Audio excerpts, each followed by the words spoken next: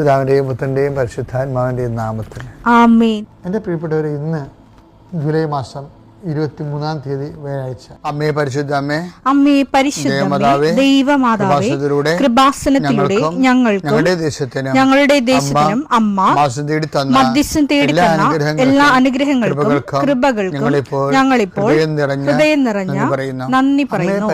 അമ്മേ പരിശുദ്ധമ്മേ ദൈവമാതാവേ, 2004 ഡിസംബർ 7-ാം തീയതി ഉച്ചകഴിഞ്ഞ് 2:30 കൃപാസനത്തിൽ സംഭവിച്ച അമ്മയുടെ പ്രത്യക്ഷപ്പെടലിനെ കുറിച്ച് തിരുസഭയ്ക്ക് സമർപ്പിച്ചിരിക്കുന്ന പഠനരേഖകളുടെ മേൽ സഭാത്മകമായ പഠനം ആരംഭിക്കുവാൻ ഞങ്ങൾ പ്രാർത്ഥിക്കുന്നു. അമ്മേ പരിശുദ്ധമേ, ഭൂസ്വർലോകങ്ങളുടെ രാജ്ഞിയായ അങ്ങേയ്ക്ക് ഭൗമസംരക്ഷണത്തിനായി പ്രപഞ്ചപ്രകൃതിയെ തന്നെ തിരുസഭ പ്രതിഷ്ഠിക്കുവാൻ ഈ പ്രത്യക്ഷീകരണം വഴി ഇടയാക്കണമേ. പരിശുദ്ധമേ, ജപമാല മാതാവേ, സകല കൃപാസനം പ്രാർത്ഥനയോടും ചേർത്ത് ഞങ്ങളിപ്പോൾ പ്രാർത്ഥിക്കുന്ന ഈ കുടുംബത്തിന്റെ പ്രത്യേക നിയോഗം പറ മക്കളെ.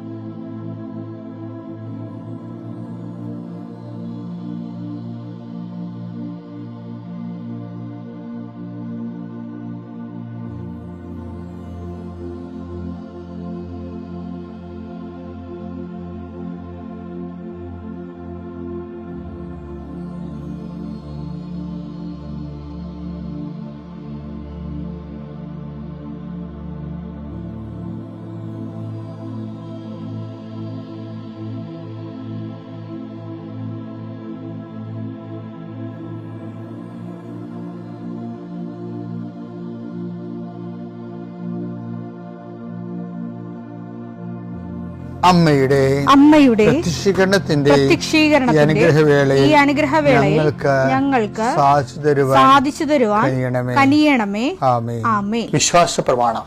സർവശക്തനായ പിതാവും ആകാശത്തിന്റെയും ഭൂമിയുടെയും സൃഷ്ടാവുമായ ദൈവത്തിൽ ഞാൻ വിശ്വസിക്കുന്നു.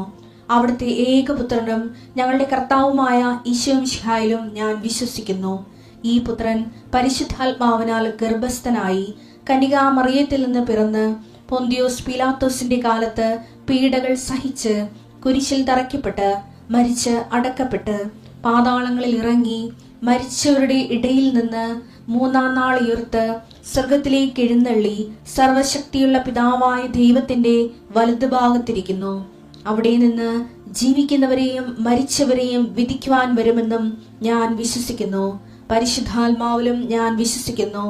വിശുദ്ധ കത്തോലിക്കാ സഭയിലും പുണ്യവാന്മാരുടെ ഐക്യത്തിലും പാപങ്ങളുടെ മോചനത്തിലും ശരീരത്തിന്റെ ഉയർപ്പിലും നിത്യമായ ജീവിതത്തിലും ഞാൻ വിശ്വസിക്കുന്നു. ആമേൻ. സുഖസ്ഥനായ ഞങ്ങളുടെ പിതാവേ, അങ്ങയുടെ നാമം പൂജിതമാകണമേ. അങ്ങയുടെ രാജ്യം വരണമേ. അങ്ങയുടെ തിരുമനസ് സ്വർഗത്തിലെ പോലെ ഭൂമിയിലും ആകണമേ. അന്നു വേണ്ടുന്ന ആഹാരം ഇന്ന് ഞങ്ങൾക്ക് തരണമേ. ഞങ്ങളോട് തെറ്റ് ചെയ്യുന്നവരോട് ഞങ്ങൾ ക്ഷമിക്കുന്നത് പോലെ ഞങ്ങളുടെ തെറ്റുകൾ ഞങ്ങളോടും ക്ഷമിക്കണമേ. ഞങ്ങളെ പ്രലോഭനത്തിൽ ഉൾപ്പെടുത്തരുതേ, തിന്മയിൽ ഞങ്ങൾ രക്ഷിക്കണമേ. ആമേൻ. നന്മ നിറഞ്ഞ മറിയമേ, സ്വസ്തി. കർത്താവ് അങ്ങയുടെ കൂടെ സ്ത്രീകളിൽ അങ്ങ് അനുഗ്രഹിക്കപ്പെട്ടവളാകുന്നു. അങ്ങയുടെ ഉദരത്തിൻ ഫലമായി ഈശോ അനുഗ്രഹിക്കപ്പെട്ടവനാകുന്നു. പരിശുദ്ധ മറിയമേ, തമ്പുരാന്റെ അമ്മേ, പാപികളായ ഞങ്ങൾക്ക് വേണ്ടി ഇപ്പോഴും ഞങ്ങളുടെ മരണസമയത്തും തമ്പുരാനോട് അപേക്ഷിക്കണമേ. ആമേൻ. കർത്താവേ, നിന്റെ ഉന്നതമായ നാമത്തിന് സ്തോത്രം ചെയ്യുന്നു. കർത്താവേ, നിന്റെ വിശുദ്ധ പൗരോഹിത്യത്തെ മഹത്വപ്പെടുത്തണം. കർത്താവ്, ഈ പ്രഭാതത്തിലെ അങ്ങയുടെ മക്കളെ കാത്തു കൊതിച്ചിരിക്കുകയാണ് ഈശോയെ, നിന്റെ വലതുകരത്തിൻ്റെ ഒരാശീർവാദം കിട്ടാൻ വേണ്ടി. കർത്താവ്, ഇന്ന് യാത്രയ്ക്ക് ഒരുങ്ങുന്ന ഓരോ മക്കളുണ്ട്. ഓരോ ഉദ്യമങ്ങളിലൂടെ മനസ്സിൽ വിചാരിച്ചുകൊണ്ട് പോണവരുണ്ട്. ഓരോ ലക്ഷ്യങ്ങൾ മനസ്സിൽ വെച്ച് പോകുന്നവരുണ്ട്. കർത്താവേ, നിന്റെ തിരുമുറുവാർന്ന് ആണിപ്പെടുതാന്ന് വലതുകരം മക്കളുടെ ശിരസ് വെക്കണമേ. അവർ പോകുന്നിടത്തേക്കല്ല, നീ പോകുന്നിടത്തേക്കെല്ലാം ഞാൻ നിന്റെ കൂടെ വരുമെന്ന് കർത്താവ് അങ്ങ് പറഞ്ഞിട്ടുണ്ടല്ലോ ഈശോയെ. അങ്ങയുടെ സഞ്ചാര സാന്നിധ്യം അങ്ങയുടെ മക്കളുടെ കൂടെ ഉണ്ടായിരിക്കണമെന്ന് പ്രാർത്ഥിക്കുന്നു. കർത്താവേ, ഉദ്യോഗത്തിൻ്റെ കാര്യത്തിന് വേണ്ടി പോകുന്നവരുണ്ട്, പഠന കാര്യങ്ങൾക്ക് വേണ്ടി പോകുന്നവരുണ്ട്, ജീവിത വ്യാപാരങ്ങൾക്ക് സാമ്പത്തിക കാര്യങ്ങൾക്ക് വേണ്ടി പോകുന്നവരുണ്ട്, ജോലി സംബന്ധമായ കാര്യങ്ങൾക്ക് വേണ്ടി പോകുന്നത് അവരുടെ എല്ലാം കർത്താവിന് തിരുസേന സമർപ്പിക്കുന്നു. ടെസ്റ്റ്, ഇൻ്റർവ്യൂ, പരീക്ഷ, പിന്നെ ഏജൻസി, ക്രയവിക്രയങ്ങൾ, ജീവിതമാർഗങ്ങൾ, വിദൂരയാത്രകൾ, അങ്ങനെ ബന്ധുത്വം മുറക്ക് പോകുന്ന വിവാഹയാത്രകൾ, ഈശോയെ എവിടെയെല്ലാമൊക്കെ പോകുന്നു അവിടെയെല്ലാം അങ്ങയുടെ മക്കളുടെ കൂടെ നീ ഉണ്ടാകണമേ എന്ന് പ്രാർത്ഥിക്കുന്നു. ഇന്നത്തെ മുഴുവൻ യാത്രകളിൽ കർത്താവ് നിൻ്റെ കൂടെ ഉണ്ടാവുകയും മാതാവ് നിൻ്റെ വലതുകരം ഗ്രഹിക്കുകയും സഞ്ചാരി മാതാവ് രാത്രി നീ തിരികെ വരുമ്പോൾ നിന്നെ ആരോഗ്യത്തോടെയും സമാധാനത്തോടെയും സുരക്ഷിതമായി ദൈവം നിന്നെ തിരികെ എത്തിക്കുകയും ചെയ്യട്ടെ. നിത്യം പിതാപുത്രനും പരിശുദ്ധാത്മാ സുരക്ഷിതമാണ്. പ്രിയപ്പെട്ടവരെ, ഉടമ്പടിയിലെ ഒരു വിഷയമേ, ഉടമ്പടി തുടക്കുമ്പോൾ തന്നെ എബ്രാഹത്തിനോട് ദൈവം പറയും, ഇത് ബൈലാറ്ററൽ എഗ്രിമെൻ്റ് ആണ്, നമ്മൾ തമ്മിൽ ഉഭയകക്ഷിയാണ്, ഒരു കക്ഷി ഞാനാണ്, ഒരു കക്ഷി നീയാണ്, അതുകൊണ്ട് ഞാനുമായിട്ട് ഉടമ്പടി ചെയ്യാൻ നീ യോഗ്യനല്ല, പക്ഷെ അതുകൊണ്ട് നിനക്ക് ചെയ്യാവുന്ന ഇത്രയേ ഉള്ളൂ, നീ കുറ്റമറ്റവനായിരിക്കണമെന്ന് പറയും. പിന്നെ എൻ്റെ മുമ്പിൽ തന്നെ വിരാജിക്കണം. നമ്മൾ എപ്പോഴും പറയുന്ന വചനം വായിച്ചേ, ഉൽപ്പത്തി 17:1. അബ്രാമിന് 99 വയസ്സായപ്പോൾ കർത്താവ് പ്രത്യക്ഷപ്പെട്ട് അവനോട് അരുളി ചെയ്തു, സർവശക്തനായ ദൈവമാണ് ഞാൻ, എന്റെ മുമ്പിൽ വ്യാപരിക്കുക, കുറ്റമറ്റവനായി വർത്തിക്കുക. അപ്പൊ നമ്മള് ഓർക്കണെന്താ അറിയാവോ, എന്ത് കുറ്റമായിരിക്കും വെച്ച് കഴിഞ്ഞാല് അപ്പോഴാണ് നമ്മുടെ ശ്രദ്ധയിലേക്ക് വരണത്. ഞാനിത് ദൈവത്തോടും ചോദിച്ചിട്ടുള്ള ചോദ്യമാണ്, ദൈവമേ എന്ത് കുറ്റമാണ് ഉദ്ദേശിക്കുന്നത്? കൽപ്പനപരമായ കുറ്റമാണ്. 10 കൽപ്പനയല്ല ദൈവം തന്നിരിക്കുന്ന വചനം. ആ വചനത്തിന് അതിൻ്റെ ഒരു പരിധി വരുന്ന കുറ്റങ്ങളാണോ എന്ന് ചോദിച്ചപ്പോൾ കർത്താവിൻ്റെ ഒരു വചനം എനിക്ക് തന്നെ എന്തറിയാമോ, കർത്താവ് കുറ്റം ചുമത്താത്തവൻ ഭാഗ്യവൻ. വചനത്തിനേക്കാളും വലുതാണല്ലോ, കൽപ്പനയേക്കാൾ വലുതാണല്ലോ ക്രിസ്തു. അപ്പം കർത്താവ് കുറ്റം ചുമത്താത്തവൻ ഭാഗ്യവാൻ. അവനെടുത്ത് റോമൻ 4:8, കർത്താവ് കുറ്റം ചുമത്താത്തവൻ ഭാഗ്യവാൻ. കർത്താവ് കുറ്റം ചുമത്താത്തവൻ ഭാഗ്യവാൻ. ഇത് പഴയ നിയമത്തിൻ്റെ റെഫറൻസാണ് ഉള്ളത്, പക്ഷെ പൗലോസ് അപ്പോസ്തലൻ കോട്ട് ചെയ്തിരിക്കുന്ന കാരണം പുതിയ നിയമത്തിൻ്റെ പരിപ്രേക്ഷ്യത്തിലെ ഈശോയാണ് കർത്താവ്. ഈശോ കുറ്റം ചുമത്താത്ത ആളാണ് ഭാഗ്യവാൻ എന്ന് പറയണത്. ഈശോ കുറ്റം ചുമത്താത്ത ആളെന്ന് പറയുമ്പോൾ നമ്മുടെ പഴയ നിയമത്തിലെ 10 കൽപ്പനയല്ല അത് ശരിക്കും പറഞ്ഞാൽ.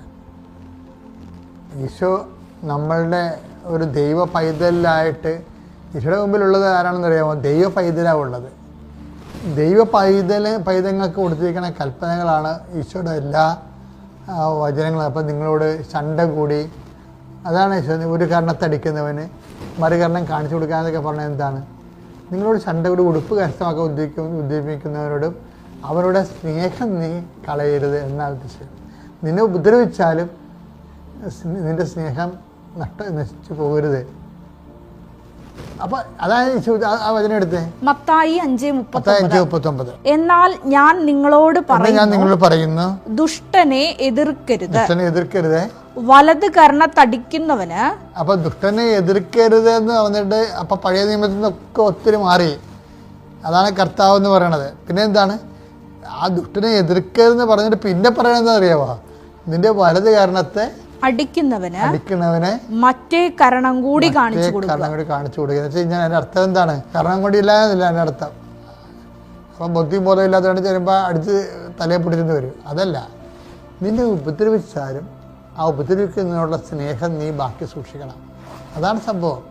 നിന്നെ ഉപദ്രവിച്ചാലും, നിന്നെ ആരൊക്കെ ഉപദ്രവിച്ചു വിചാരിച്ചോ, എന്നാലും ഇപ്പം മാനസിക ഉപദ്രവിക്കുന്നവരുണ്ട്, ശാരീരികമായി ഉപദ്രവിക്കുന്നവരുണ്ട്. അങ്ങനെ നിന്നെ ഉപദ്രവിച്ചാലും ആ ഉപദ്രവകാരിയോടുള്ള സ്നേഹം നീ കുറയ്ക്കരുത്. അതെപ്പോഴും മനസ്സിൽ സൂക്ഷിക്കണം. എനിക്ക് ഏറ്റവും ഇഷ്ടപ്പെടുന്നറിയാമോ? ഞാൻ എപ്പോഴും പറയുമോ, ലോങ്കിനോസ് എന്ന് പറഞ്ഞ ഒരാളുണ്ടായിരുന്നില്ല ഈശോയ്ക്ക്. ഈശോയുടെ ജീവിതത്തിലേക്ക് ഏറ്റവും ഇഷ്ടപ്പെട്ട ഒരു കാര്യമാണ് ലോങ്കിനോസ്. അപ്പം ലോങ്കിനോസ് എന്ന് പറയുന്നത് എൻ്റെ അർത്ഥം കുന്തക്കാരാണ്. പേരൊന്നും അറിയാൻ പാടില്ല. ബൈബിൾ എഴുതിയ ആളിനെ പറഞ്ഞു കുന്തക്കാർ എന്ന് പറഞ്ഞ ഒരാളുണ്ടായിരുന്നു. അവൻ ദുഷ്ടനായിരുന്നു, ഒറ്റക്കണ്ണനായിരുന്നവൻ. ആ ഒറ്റക്കണ്ണും വെച്ചുകൊണ്ട് അവൻ പ്രധാന ആജ്യന്മാരെ സൂചിപ്പിക്കാൻ വേണ്ടി മരിച്ചു കിടക്കുന്ന ഈശോ അടുത്ത് ഇവൻ വന്ന് ഈ കുന്തവും പിടിച്ചുകൊണ്ട് കർത്താവ് മരിച്ചോ ഇല്ലെന്ന് അറിയാൻ വേണ്ടി ചങ്കില് കൊത്തും. അപ്പോൾ എനിക്ക് ഭാഗം എന്ന് പറയണത് ഭയങ്കര ട്രഡീഷനുള്ള ഭാഗമാണിത്. ഇപ്പോൾ ഞാനെപ്പോഴും ചിന്തിക്കണമെന്ന് അറിയാമോ? ഇപ്പോൾ നാഥാനിയൽ വന്നില്ലേ? ഇപ്പം നാഥാനിയൽ കർത്താവിൻ്റെ അടുത്ത് വന്നില്ലേ? കർത്താവിനോട് പരിശുദ്ധാത്മ പറഞ്ഞേ, ഇവൻ നല്ല സ്റ്റഫാണ് കേട്ടോ, വർക്ക് ചെയ്യാൻ പറ്റിയ സ്റ്റഫാണെന്ന് പറഞ്ഞു. എന്ന് വെച്ച് കഴിഞ്ഞാൽ ഇവൻ വർക്ക് ഇവൻ നീ പറയണ കാര്യങ്ങൾ അക്സെപ്റ്റ് ചെയ്തിട്ട് അപ്ലിക്കബിലിറ്റി ചെയ്യും.